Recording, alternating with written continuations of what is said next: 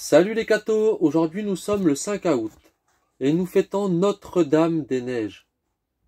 Sous le pontificat du pape Libère, il y avait à Rome un patricien du nom de Jean, marié à une dame de haute naissance. Il n'avait pas d'enfant.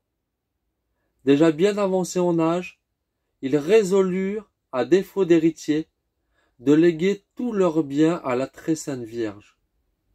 Ils prièrent avec une ferveur nouvelle, multiplièrent leurs jeûnes et leurs bonnes œuvres, dans le but d'apprendre de la Reine du Ciel elle-même comment elle voulait que leur fortune fût employée.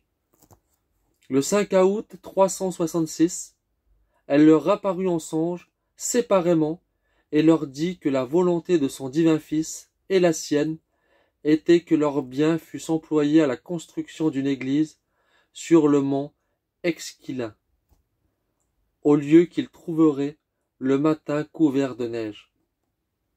Les deux saints époux, à leur réveil, se communiquèrent leurs révélations, furent remplis de joie en voyant qu'elles se confirmaient l'une l'autre. Elles allèrent aussitôt trouver le pape pour l'informer de ce que Dieu leur avait fait connaître. Libère, qui avait eu un songe semblable, ne douta point que ce fût un prodige céleste.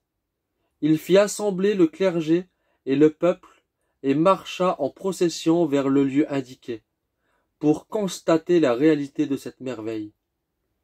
Le praticien Jean et sa femme survirent le cortège, et, quand la procession fut arrivée sur la colline, on aperçut un emplacement couvert de neige, sur une étendue de terrain suffisante pour bâtir une vaste église. L'édifice fut bâti aux frais des deux époux, avec une grande magnificence, et on lui donna le nom de Sainte Marie des Neiges, à cause du miracle qui en signala l'origine.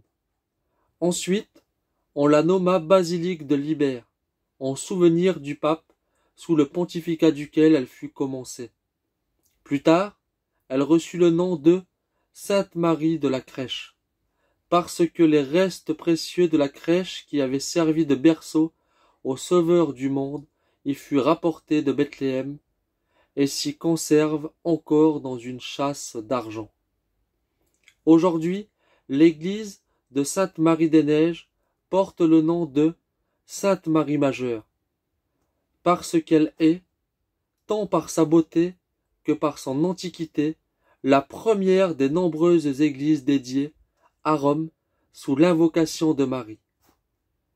Après la basilique incomparable de Saint-Pierre et celle de Latran, la plus vénérable de toutes par son ancienneté, Sainte Marie Majeure est une des plus splendides églises de Rome. Que Dieu vous bénisse et à plus les cathos!